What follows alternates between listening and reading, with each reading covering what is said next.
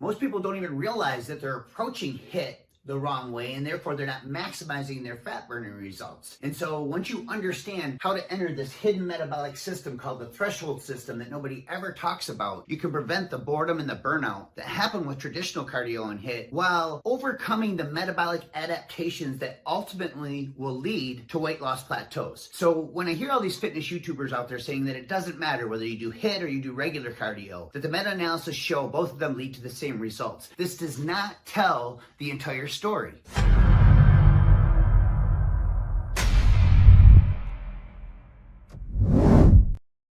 Hey everybody, Coach Sean, the Rip Grandpa, and over the years of working with clients, I've discovered that one thing people need is something that's fun, something that's interesting, something that works, and that's why I love cardio cycling. I personally use this strategy that I'm going to share with you today to get ready for several photo shoots, because that is why. It keeps it fun, it keeps it interesting, and it works. There are three specific areas that I've seen over the years where people make mistakes when approaching their cardio and not accessing all three of these metabolic systems. The first mistake is using the wrong intensity. The second mistake is using the wrong durations. And the third mistake is using the wrong frequency. And so what I've done is I've listed 3 columns up here for all 3 metabolic systems that you want to access on a weekly basis to prevent plateaus, to prevent that boredom and burnout, and to maximize not only your results, but the strength of your heart in your cardiovascular system. The first system is going to be low to medium intensity, or called LIST, right? And this is a necessary evil that I'll share in just a second. You just don't want to overdo it. System number 2 is that hidden system I was just talking about called the threshold system. This is the system nobody ever talks about, but it feeds the other 2 systems to help you get better results. And the third system is called the creatine phosphate system. This is the one we can really file under HIIT, that high intensity interval training. But most people do it wrong. So let's talk about each one of these systems, how to implement them the right way. So system number 1 is the good old standby, LIST. Low intensity steady state cardio. And this is where you're going to do some type of cardio exercise at a low to medium intensity for an extended period of time. Now, for some reason, we've been programmed to believe that more of this type of cardio is better, that instead of weight training, we should just do more cardio. And this is a trap that can lead to a lot of metabolic adaptations that are unhealthy. In fact, it's been shown in research that chronic cardio goers, marathon runners, and triathletes over time have low thyroid hormones. They actually suffer from lower testosterone. They increase their inflammation by increasing free radicals. They have increased cortisol levels, also known as the belly fat hormone. They even increase their hunger and cravings. And so this can be a slippery slope. So although this type of cardio is necessary for a variety of reasons I'm about ready to share, do not overdo it or think that more is better, because if you fall into that trap, you're going to suffer all these different consequences. So instead, you want to go no more than 30 to 60 minutes. I like doing 30 to 45 minutes, just 2 or 3 times per week. And that is it. It is not necessary to do any more than this. Now, you still want to engage in low intensity steady state cardio for a variety of reasons. The reason why is because this is aerobic activity, and this just means that oxygen is present. So if you're wondering about an intensity level to be using, you want to use the talk test. You should be going at a pace that if you can talk normally to somebody next to you while you're going, then you need to go a little bit harder than that. So just enough to where your speech is breaking up, and you want to stay right at that cusp for 30 minutes or longer. And this is really going to condition your heart and your aerobic system in a different way than threshold and creatine phosphate HIIT. And when oxygen is present, it ends up serving as the foundation to increase your performance capacity endurance of the other 2 systems. And also, it's a great free fatty acid finisher. See, when you're done doing high intensity exercise, what ends up happening is your body releases fight or flight hormones. These fat burning hormones release fatty acids from fat cells into the bloodstream, where they float around and are supposed to be delivered to working tissue to be burned off. But research shows that as you get older in your 40s, 50s, and 60s, these fatty acids can literally restore into another area of your body. This is a scientific phenomenon called re-esterification.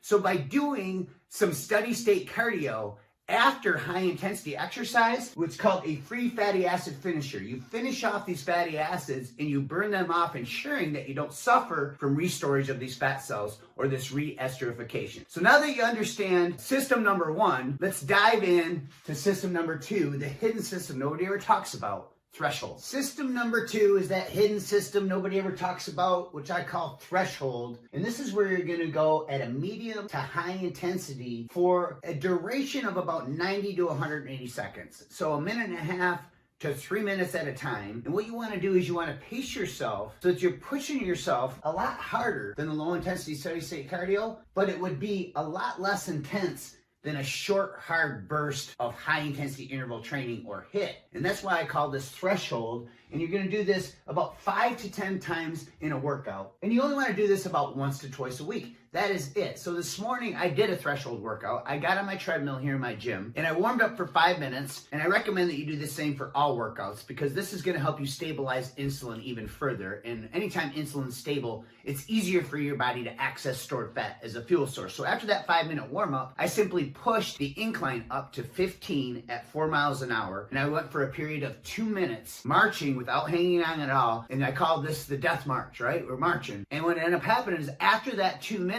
is up, going at 15 incline at 4 miles an hour, my heart rate starts getting into the lower 160s. And so I'm building my threshold endurance. This is a completely different anaerobic system than what you use when you do HIIT. It's called the glycolysis system. And when you work this system, you have limited oxygen. So most of the time, oxygen is not present, but early on at the beginning of the intervals, you will have some oxygen present. So it's a little bit different than any other type of cardio. And the reason it's so effective is because it activates GLUT4, which is a glucose transporter. In other words, it enhances your body's ability to absorb nutrients greatly in the post-workout window. Not only that, it rapidly depletes glycogen or stored energy in your muscle tissue. Now, being efficient at storing glycogen in muscle tissue and depleting glycogen out of muscle tissue is a key to more efficient fat burning. So this is going to help you burn more fat. And then lastly, I love this system because not only does it prevent that boredom that comes with all this other type of cardio, it gives you something different to do and it tests you at a different level. It's a feeder. It feeds both of these other systems. There's some research showing that by accessing the anaerobic glycolysis system, you actually feed and get better results from the other two systems. The final system, system number 3, is filed under this HIIT, this high intensity interval training, also known as the creatine phosphate system. And I want to share why I think most people don't do it the right way. And what you want to do here is you want to go at a very high intensity. You want to go for a burst of 20 to 40 seconds. And again, similar to threshold, you want to repeat this about 5 to 10 times per workout. And you want to do this only no more than once or twice a week. I think 2 times max, especially if you're using the other 2 systems, is all that you need because this will tax your metabolic and hormonal system and you're going to need to recover. Now there's an if, a big if here. That is if you do it right. Based on your personal condition, I want you to warm up like I mentioned with the other systems for 5 minutes to stabilize insulin. And then I want you to engage in some type of high intensity cardio, and you use these short, hard bursts of exercise for 20 to 40 seconds. Now, here's the key. You need to push yourself and go as hard as you can go for that 20 to 40 seconds. This is the only way that you're really going to get the necessary benefit. So I caution you, if you're just getting started, yes, you want to ease into this, but over time, you need to push yourself. I pushed myself so hard during these workouts that I experienced something called GH tingles. And so if your body starts tingling when you do these, then you know that you're doing it the right way. But it's gonna take some progression to get there, and just understand that this taxes your anaerobic system and there's zero oxygen present during these bursts. So a short, hard burst of 20 to 40 seconds, recover for about a minute or 2 in between. What else does this do? Well, it activates your body's sympathetic nervous system. This is your body's fight or flight response. So these short, hard bursts are the equivalent to a caveman who is in the woods hunting and a bear starts chasing him. He's gonna freak out and his fight or flight hormones are gonna drive through the roof, his adrenaline's gonna release, and he's gonna sprint through the woods. So we're mimicking that effect. And when your body releases these hormones called catecholamines, these catecholamines are actually responsible for releasing fatty acids from stubborn fat cells into your bloodstream where you can burn them as energy. Now, you'll also coax the pituitary gland into releasing 400 to 700% more growth hormone if you do this the right way. And so you need to really learn how to push yourself, because this is the only way it's going to work. And when you do, you're also going to discover that you feel smarter. In fact, there's a book called Spark, amazing book about the science of exercise and how it does make you smarter, and how these short, hard, high-intensity bursts stimulate neurotransmitters that are going to increase your focus and energy throughout the day. Now, there's a lot of talk about something called EPOC in the fitness industry. And I'll be the first one to admit I've used EPOC, which stands for excess post-exercise oxygen consumption, in a lot of my marketing over the years. And it's also known as the afterburn effect. And it started years ago with speed skaters who did a 20-second burst with a 10-second rest, and then they would repeat a 20-second burst with a 10-second rest. That was 1 minute. Well, when they did this for just 4 minutes straight, as hard as they could go, research showed that 48 hours later, their metabolism was still elevated. This is where the EPOC phenomenon originated from. Now, since that time, science has now shown it's not that big of a deal, and that most people really don't get that huge of an afterburn, no matter how hard the intensity is. Now, I would argue that Tabata, the 20-second burst with the 10-second rest, and the 20-second burst and the 10-second rest, is the secret. So when you get to a point where you condition yourself, testing yourself with this, you're gonna wanna move to that Tabata protocol. It's simply a 5-minute warm-up. You go ahead and repeat that 20-second burst with that 10-second rest, 20-second burst, 10-second rest. This is going to test you. Try doing it for 4 minutes, which is a total of 8 rounds, and then try expanding it up to 5 minutes for a total of 10 rounds, and only do this once or twice per week max. But this is what's going to stimulate those small amounts of creatine phosphate.